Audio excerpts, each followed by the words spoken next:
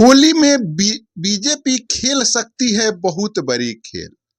आप सभी जानते हैं कि मनीष कश्यप जो लगातार राजद के खिलाफ आग बबूला होते रहे हैं और लगातार उनका बयान जो है आरजेडी के खिलाफ में होते रहा है, तेजस्वी यादव के खिलाफ में होते रहा है, लालू यादव के खिलाफ में होते रहा है। मनीष कश्यप ऐसे पहचानों के मोहताज नहीं है और बीजेपी खेमे में मनीष कश्यप का बहुत बड़ा चेहरा है। आप विगत कुछ दिन पहले देखे होंगे जब एनए से लगा था मनीष कश्यप पर, उस समय किस तरह से विधानसभा में जो है विजय सिन्हा उठ खड़े हुए थे मनीष कश्यप के पक्ष में।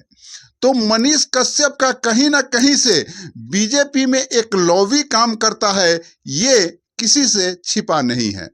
और इसी का कारण है कि अभी तक मोतिहारी में जो है कैंडिडेट का चयन बीजेपी नहीं कर पाई है। अंदर खाने यह बातें निकल करके आ रही है कि हो सकता है कि होली में जो है पूर्वी चंपारण के मोतिहारी सीट से मनीष कश्यप को उम्मीदवारी दे दिया जाए। अब सवाल उठता है कि मनीष कश्यप को उम्मीदवारी दे करके बीजेपी आखिर पाना क्या चाहती है और खोना क्या चाहती है। आप लोगों ने देखा होगा, जाना होगा, सुना होगा। और बीजेपी के जब यहाँ कोई वजूद नहीं था, बिहार में बीजेपी शून्य पर था, उस समय से वहां के कार्यकर्ता रहे राधा मोहन सिंह एमपी तक का सफर तय करते हैं और वर्तमान समय में भी एमपी है। और जब मनीष कश्यप को टिकट मिलेगा तो उनका टिकट कटना तय है। अब सवाल बनता है, देखिए शासन प्रशासन की क्या खूबी होती है कि मनीष कश्यप पर लगातार कई केस हुआ था और उसमें इनको बेल वगैरह भी कराना हुआ था। आप विगत कुछ दिन पहले, 2-4 दिन पहले देखे होंगे कि मनीष कश्यप जो है बेल कोर्ट में जाकर के कराते हैं। और इस तरह से अब मनीष कश्यप के ऊपर और भी जो केसेस थे उसमें कहीं ना कहीं से वे क्लीन चिट होते हुए दिखाई दे रहे हैं। चाहे वह महात्मा गांधी को कुछ बोलना हुआ या वो चैट के माध्यम से कुछ बोले, वो तमाम चीज़ों में जो उन पर मुकदमा हुई थी, उन मुकदमा में जो है वह क्लीन चिट होते हुए दिखाई दे रहे हैं। तो कहीं ना कहीं से ये शासन प्रशासन की बात कही जा सकती है कि ऐन चुनाव के मौके पर एक तरफ जब मनीष कश्यप की यह चर्चा है कि वह एमपी का चुनाव लड़ सकते हैं और उसी दरमियान जो है उनको केसों से बरी करना, ये अपने आप में एक सवाल उत्पन्न करता है।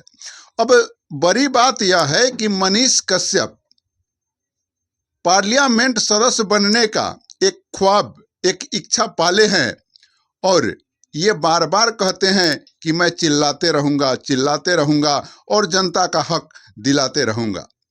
तो मैं आपको बतलाना चाहूंगा कि एकदम से तुतक मिजाजी हिसाब से जो आदमी चल रहा हो, उसे अगर मेंबर ऑफ पार्लियामेंट बनने का सौभाग्य हो तो आखिर उस पद का कैसे वह निर्वहन कर सकता है, यह आप कमेंट सेक्शन में ज़रूर बतलाइएगा।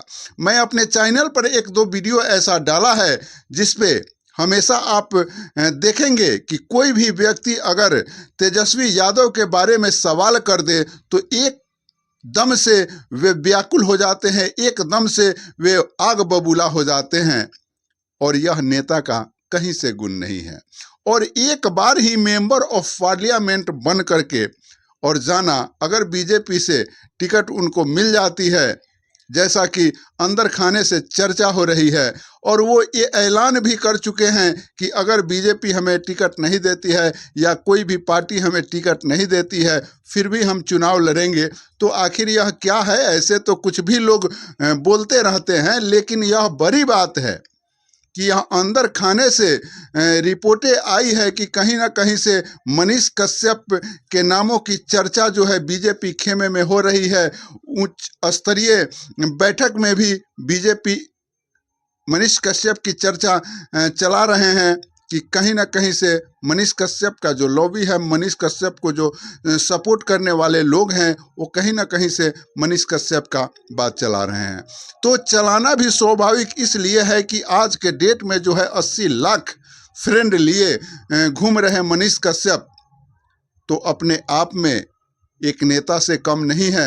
वे कहीं भी जाते हैं तो एक भीड़ एकत्रित हो जाता है। ये अपने आप में भी एक गरिमाई बात है कि कहीं से भी अपने दम पर वो इतना बड़ा एक ग्रुप कहिए जो उन्होंने तैयार किया है, एक फ्रेंड लिस्ट तैयार किया है, ये उनकी कामयाबी ज़रूर है। लेकिन एक सोशल मीडिया पर काम करना और एक जनप्रतिनिधि बन के काम करना, दोनों दो बात हो जाती है। एक जनप्रतिनिधि को बहुत सहनशील बनना पड़ता है, बहुत रगड़ाना पड़ता है, बहुत मजाना पड़ता है, तब जाकर जब वह जनप्रतिनिधि होता है तभी जो है वह जनता के कल्याण की बात कर सकता है। लेकिन आज के दौर में जो है कोई नौटंकी में हो, कोई नाच में हो या कोई फिल्मी जगत में हो, वह सितारा होना चाहिए, उसे ला करके और जनता के बीच में रख देना है और जनता भी उसी हिसाब से पार्टी को देखते हुए वोट कर देती है और नाच नौटंकी के लोगों को भी जिता देती है। तो आखिर काम भी तो वैसा ही होगा। बाकी कमेंट सेक्शन में आप जरूर लिखिएगा कि क्या मनीष कश्यप को अगर बीजेपी टिकट देती है तो बीजेपी का भरोसा सही है या गलत है, ये कमेंट सेक्शन में जरूर लिखिएगा। जय हिंद।